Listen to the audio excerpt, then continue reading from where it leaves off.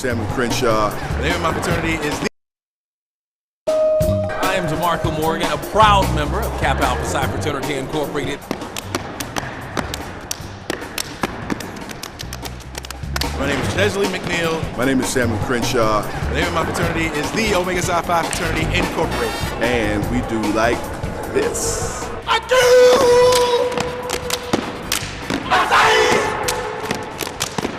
I'm Donna Lowry with Alpha Kappa Alpha Sorority Incorporated. So we decided on that day that we would go no other way. We cried Destination, aka Destination, aka. I am Blaine Alexander. I'm one of the reporters at 11 Alive, and I am also a dynamic diva, a proud member of Delta Sigma Theta.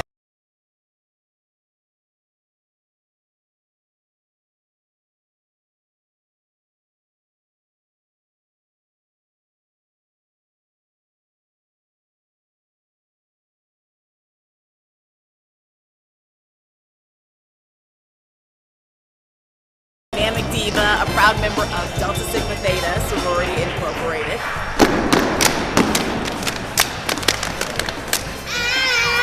I'm Karen Greer. We may belong to different houses, but we're all a part of the same trusted family. We may belong to different houses, but we're all a part of the same trusted family.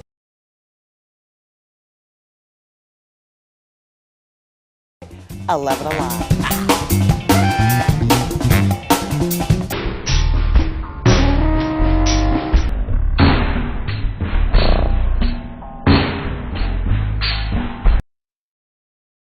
Is his name. He's a member of the Omega Phi Psi fraternity, and they've adopted the Atomic Dog as their dance. Now let's take a look. Do we have it?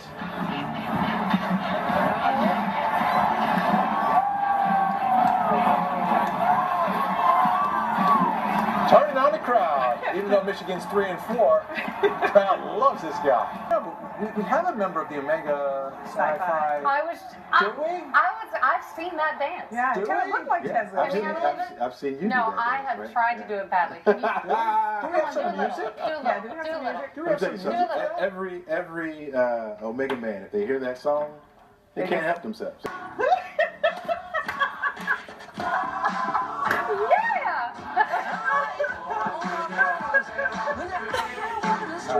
Members of the Sigma Tau Omega chapter of Alpha Kappa Alpha celebrated the first ever event.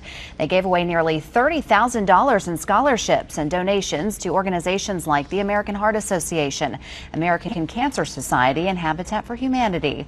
The group also handed out several $2,500 scholarships to high school seniors. The money was raised throughout the year, and members say they just wanted to help others. Our own Tisha Powell, an AKA member herself, served as MC. We've got some breaking news in a deadly double shooting near Richmond High School. Police have now identified the victim. Good evening, I'm Bill Fitzgerald. I'm Candace Burns. New tonight at 6, Shelby Brown is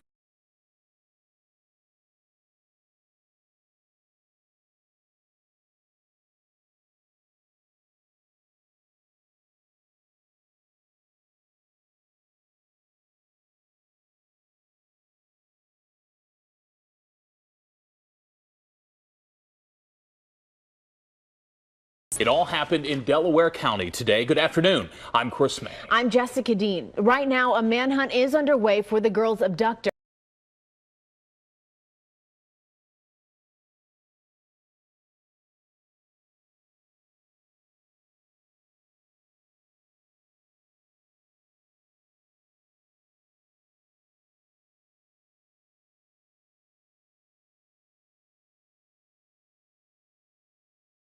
We do know that Darren Haynes is successful tonight in sending a message. That is true. Please explain, I'm sir. wearing my gold boots. My frat brothers of Omega Sci-Fi, we're celebrating 100 years today, and I told them, I only get one chance. If it's 200 years, I don't think I'll be alive. No. So I'm wearing our gold boots, celebrating our manhood, scholarship, perseverance, and uplift. Very nice, sir. I know you don't understand, but congratulations for all 100 years. Just say be out. I'm sorry? Just say be out. Be out. Everybody else understands that.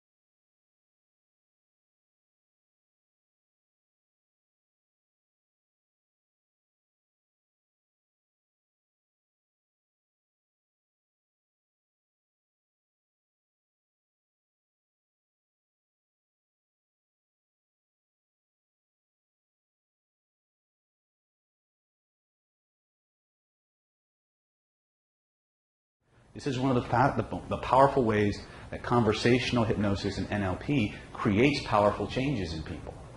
Because a neurolinguistic programmer, somebody who understands how the brain actually processes information, can talk to you at one level and be activating you on another. Okay? In the context we're in here, it's a very good thing. In the context of the people running the country, not so good. The most prehistoric, the most primal, the most powerful part of you is your reptile brain. The Russian sports psychologists call this your paleocortex. Okay?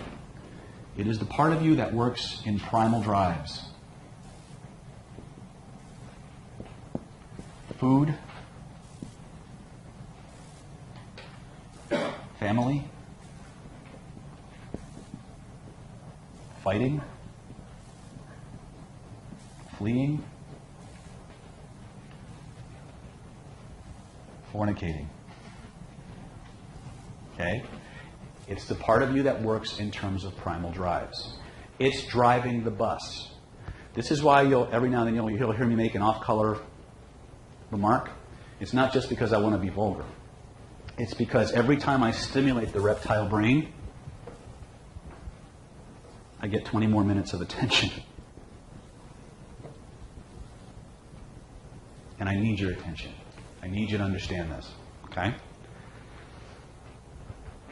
Wrapped around your reptile brain is another layer. It's called your limbic system or your mammalian brain. This is your emotional brain. This is the part of you that generates feelings, right? There's a subset of lawyers in this country, some of whom I've trained, and they practice a system called reptile. And it's all based on how to speak and present to the reptile brain. And they are winning multi-million-dollar lawsuits using it. Okay? There's a whole field called neuromarketing, which is all about presenting information in a way that the reptile brain has to respond to. This is Dantalian Jones. Today I'm going to discuss how to use a simple technique called pacing and leading to influence and persuade. This will be one of your greatest tools of mind control. Let's begin by understanding what is the difference between a pace and a lead. A pace is a statement that is true, something all parties would agree to being true without dispute. All of the following statements are paces. You are watching a video. Your eyes are open. You're listening to my voice. So all these things are true and can't easily be argued, and as a result, they are accepted. When you state several things that are paces in a row, the mind of the subject gets into a pattern of accepting what is being said. That's the perfect time to introduce a lead or leading statement. A lead or leading statement is something that you want to be accepted by your subject. It's what you want them to accept without judgment, and it's something they could dispute. Now, here's the formula that I recommend. 3 pacing statements followed by a leading statement. You are attacking Hillary Clinton for the sexual past and indiscretions of her husband, calling her an enabler. We have a panel of independent voters. They are smart as heck, and most of them don't like it. They see it as a distraction. They see it as hypocritical coming from you, and mostly they see it as potential proof that you may have no real ideas to offer as president. What is your thinking on this line of attack? Well, this is a nice way to start off the interview. First of all, you should congratulate me for having won the race. I thought, at least it'd be a small congratulations, but I'm not surprised with CNN because that's the way they treat Trump. It's the, they call it the Clinton Network, and I believe that. Let's wait. Hold on, Mr. Trump. Right, I did congratulate you the last time we spoke. I said congratulations on winning the big race. Thank you what very are you much. going to do going forward? Well felt. But you made the no. Hold on. Let's get this off on the right foot. I'm trying to address what you're putting out as the headline. With a question. We haven't spoken. Last week, toward the end, I was essentially the nominee of the party. And you start off with this question, which is not surprising because Mr. Trump, I understand CNN perhaps a lot better than you do. Okay. Let's. You know what? You're right. Sometimes it's good to restart. Here's the restart. You are going to be your party's nominee by all accounts. You are going to carry the standard for this party. You have said that once you get into the general, people will see what you have to offer. The first thing that you've come out with hot and heavy out of the box are these attacks on Hillary Clinton. That wasn't the first thing I've come out, but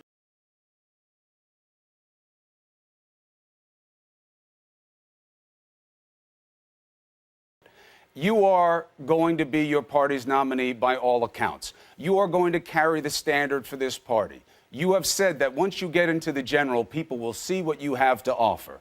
The first thing that you've come out with hot and heavy out of the box are these attacks on Hillary Clinton. That wasn't the first thing I've come out, but my first thing I came out with, if you watched, was trade.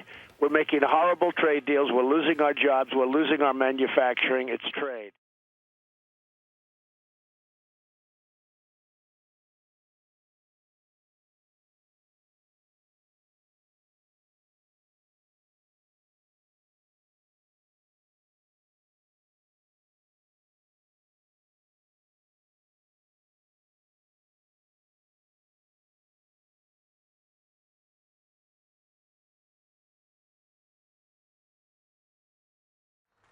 This is New York's #1 news. Channel 7 Eyewitness News. With Liz Cho and David Navarro. And Lee Goldberg with the exclusive AccuWeather forecast.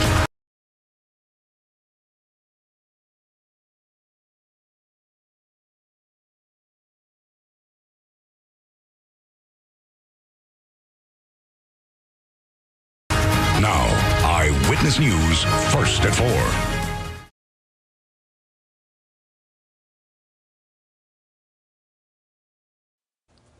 An 87-year-old Franklin Park resident got a surprise, a defamation lawsuit from the mayor of his village. His family now demanding answers. Good evening, everyone. At 11 o'clock, I'm Bill Ritter. And I'm Shirley Nelica in for Sade. The family of Louis Mata speaking to...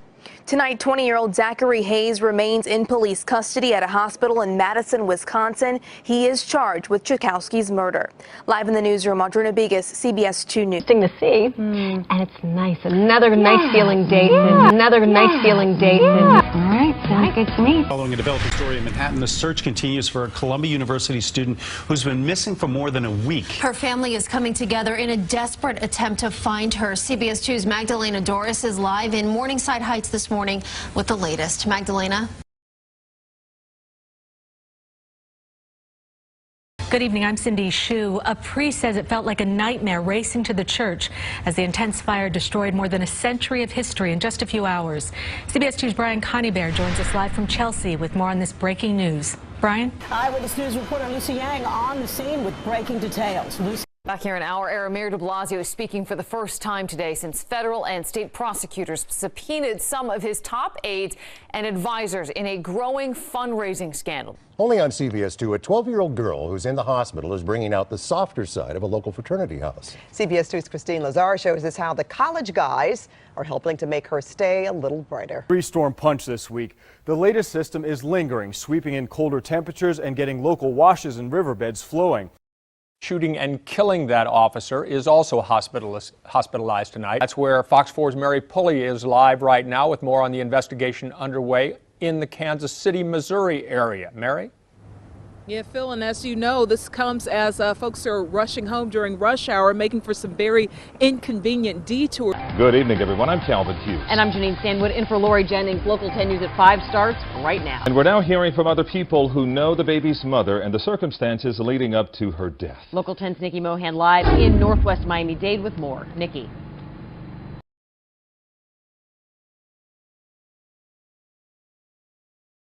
Surrounding Facebook, supposedly stopping conservative topics from its trending lists. ABC's Rebecca Jarvis is here, going to tell us more. Good morning, Rebecca. That's right, Robin. Good morning. And this is the CEO and founder of Facebook speaking out for the first time. It is Friday, and that means it's time for Hometown Tailgate. Let's go out to Mark, Kristen, and John at Booker T.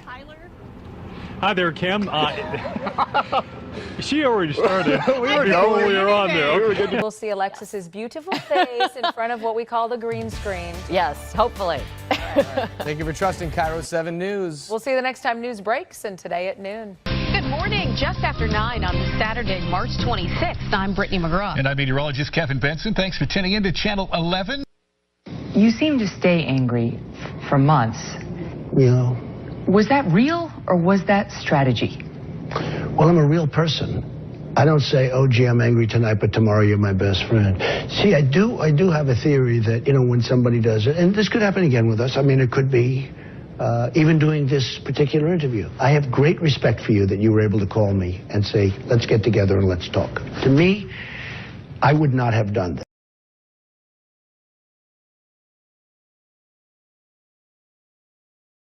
I'm tracking a drop in temperatures tonight, but eyes already on our next chance of snow. I'll show you where we have a winter storm watch already issued. She is not the only person killed from a tree branch falling in the same town. Hi, I'm Elizabeth Hopkins. But if you think every Fed meeting should be a live meeting, how come the 10-year is only at 1.7%? Because the market doesn't think that. Yeah. Christina, so you think they might have missed their window? Well, certainly it would have been optimal to move earlier. But having said that, it's not too late. Or David.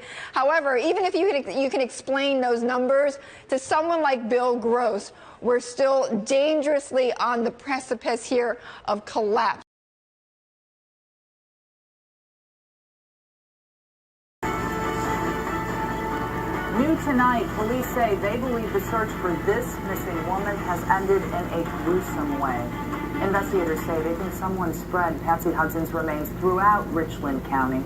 Thank you for joining us this evening. I'm Kristen Hartman. And I'm Jared. Work on a huge construction project at the University of Utah is on hold this afternoon following a surprising discovery this morning. Yeah, mystery. That surprise was buried several feet underground, a possible burial site. Begin tonight in Pike County, where search efforts today for a missing teenager led to the discovery of human remains. It was a gruesome discovery near a popular driving range. Tonight, Norwich police are asking for help in identifying the body of a young man whose remains were found recently.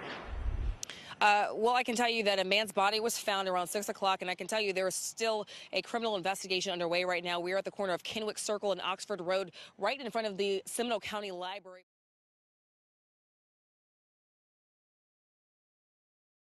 Channel 11 Shelley Bortz is live now as emergency crews try to get those flames back under control. Shelley. Yeah, that's right. Fire crews have just been called back to the scene. County woman made a shocking discovery over the weekend in her own backyard, and now police are trying to get to the bottom of it. The sheriff's office says a dead body was stashed inside a barrel, and they've charged Robert Wozniak with that find. WDBJ 7 Shane Dwyer is here with the latest on the investigation. Chris and Jean.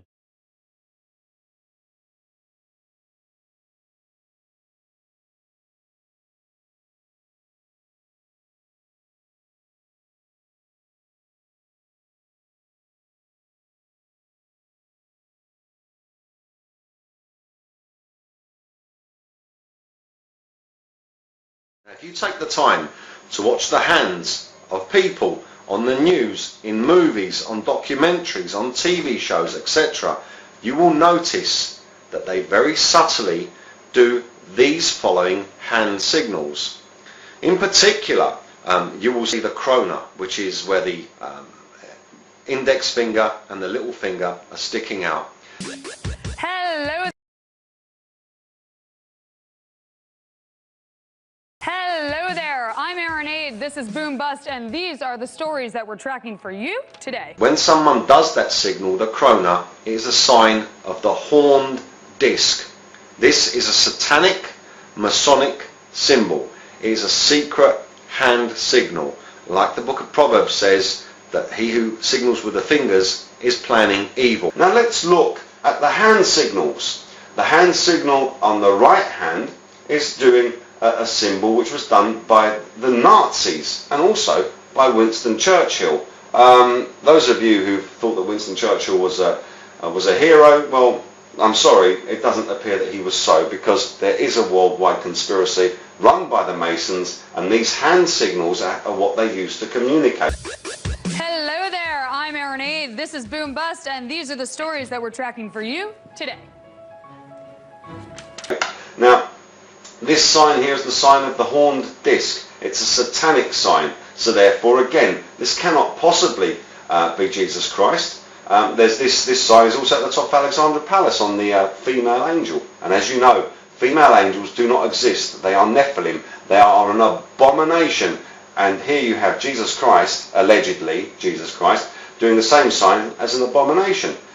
On the hand, left hand on this painting, look at the positioning of the fingers. That is the Masonic M.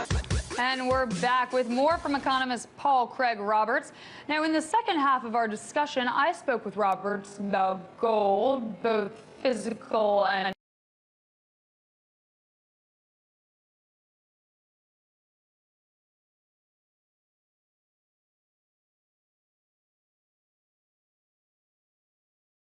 paper. And now there's a lot of talk lately. The pointing finger, the forefinger, is called Finger of Jupiter. And you will see Masons, Illuminati, Pagans, Wiccans, Druids in lots of pictures. You can just look them up on Google yourself, making a one finger point upwards or perhaps downwards. Hello there, I'm Aaron Aid. This is Boom Bust, and these are the stories that we're tracking for you today. Hello there, I'm Aaron Aid. This is Boom Bust. This is Boom Bust, and these are some of the stories that we're tracking for you today. Starts right now. Good evening, everyone.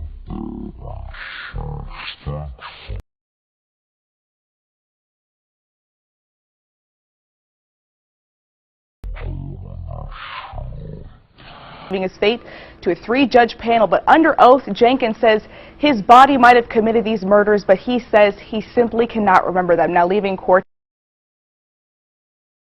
today, we heard Jenkins say what he says are words from Egyptian gods, even hearing demands from Lucifer. First up, we're talking about debt. A defamation lawsuit from the mayor of his village. Mayor Barrett Peterson is suing the man because he passed along an email containing accusations the mayor says are absolutely untrue. And that news straight from Ohio Attorney General Mike DeWine just moments ago. His office leading the investigation into the deaths of John Crawford and Angela Williams. Both died the night of August 5th. Police were called to that Walmart on reports that Crawford was waving a gun inside. Police shot and killed him after he reportedly refused to drop the weapon, which later turned out to be a pellet rifle. Williams died from a medical condition during the ordeal. And we have live team coverage for you of the late breaking details. We start with Brooke Moore in reaction from Crawford's family.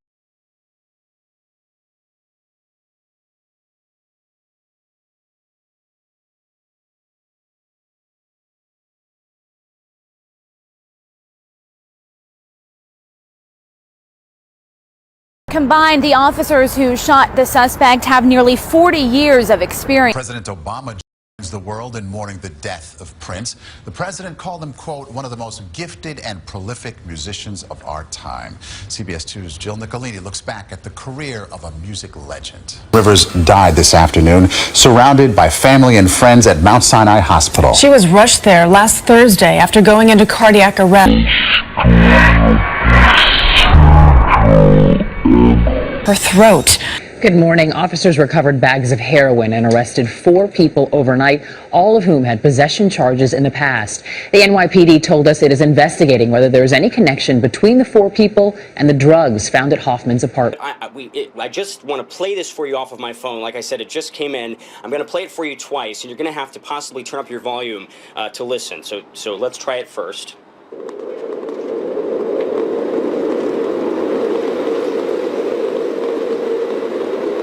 Just a 6-second file. I'm going to play it one more time. And you're listening to basically sound recorded from an underwater listening device, a hydrophone.